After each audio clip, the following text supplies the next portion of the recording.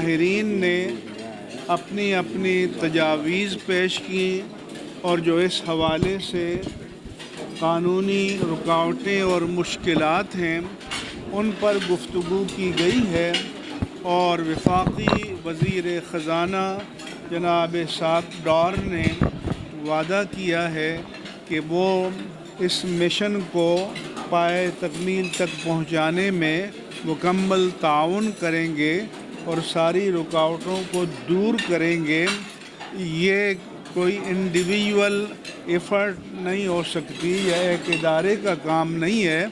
بلکہ یہ جو علمی ادارے ہیں وہ اور اسٹیٹ بینک آف پاکستان اور SECP اور اسٹاک ایکسچینج اور جو ہمارے تاجر اور صنعت کار ہیں، یہ سب کو مل کر کلیکٹیولی یہاں کام کرنا ہوگا، اور جب سب پورے عزم کے ساتھ اور نیک نیتی کے ساتھ اس کام کا آغاز کریں گے تو ہمیں امید اور یقین ہے کہ انشاءاللہ تعالی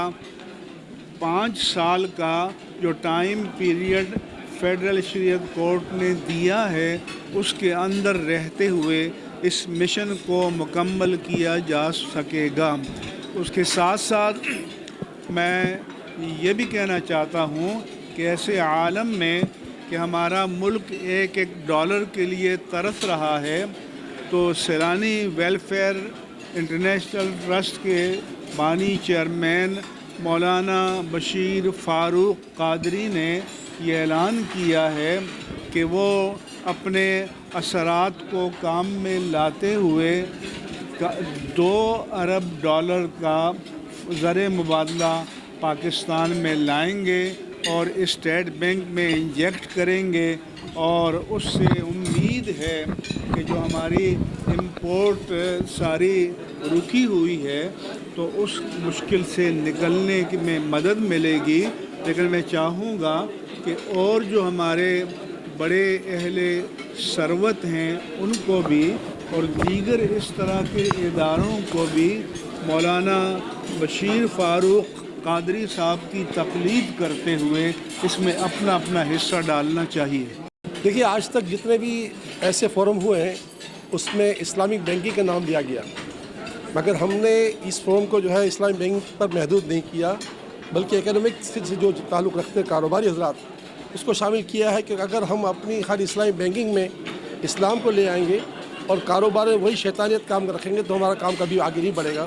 مختصر یہ کہ ماشاءاللہ بہت ساری باتیں حضرت نے کر دی ہیں، بس میں یہی کہوں گا کہ دعا ہے کہ اللہ تعالی ہم سب کو سود کے خاتمے کا سبب بنائے۔ ہم وہ چڑیا ہیں جو ایک قطرہ لے کر نمرود کی آنکھ کو بجھانے کے لیے گئی تھی، ہم بھی اپنا قطرہ لے کر آ رہے ہیں کہ پاکستان 75 سال سے اس بلا میں پھنسا ہوا ہے، اللہ اس بلا سے نکال دے گی۔ یہ اتنی بڑی بلا ہے کہ اللہ اور اس کے رسول سے جنگ ہے، کیا کوئی جنگ جیت سکتا ہے؟ کوئی نہیں سکتا۔ دیکھیے، ہم نے برسوں سے کام شروع کیا ہوا ہے، وہ علماء جنہوں نے اس شعبے سے فراغت حاصل کر لی تھی وہ صرف مسجد کے امام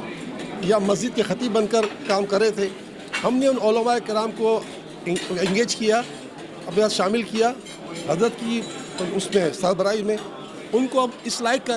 لے کے آ رہے ہیں کہ وہ ماشاءاللہ اب خالی مسجد پر نہیں بلکہ محراب و منبر کے ساتھ ساتھ ملک کی ریاست، ملک کی معاملات میں جو ہے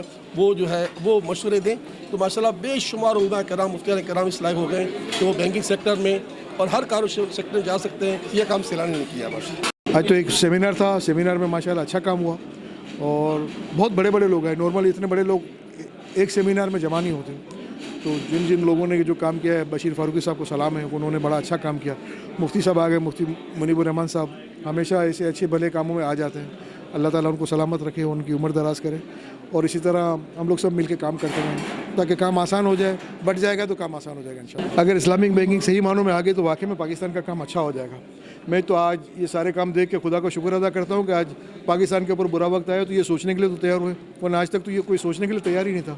مجھے لگتا ہے کہ برے وقت آتے ہی اچھے وقت کے لیے۔ ایک مرتبہ ہم لوگوں نے اگر اچھے کام کرنا شروع کر دیا تو آہستہ آہستہ جب ہمیں ترقی ملنا شروع ہو جائے گی تو ایک وقت آئے گا ہم لوگ بہت آبادی کی طرف، بہت اچھائی کی طرف اور بہت بھلائی کی طرف ہوں گے انشاءاللہ۔ بہت سارے ڈیسیشنز لینے پڑیں گے، اور ڈیسیشن لینے میں کبھی کبھی کوئی تھوڑی سی غلطی بھی ہو جاتی ہے. میں تو کہتا ہوں بھلے غلطی ہو جائے لیکن ڈیسیشن لو گے تو کام آگے بڑھے گا. نیک نیتی کے ساتھ ڈیسیشن لو اور کام کو آگے بڑھاؤ. کام آگے نہیں بڑھاؤ گے تو ویسے تو مرے میں بالکل مر جائیں گے. میں اس ملک میں یہی دیکھ رہا ہوں کہ لوگ ڈیسیشنس نہیں لے رہے. جو بڑے لوگ ہیں ان سے ہاتھ جوڑ کے بولتا ہوں کہ خدا کا واسطہ آپ لوگ ڈیسیشنس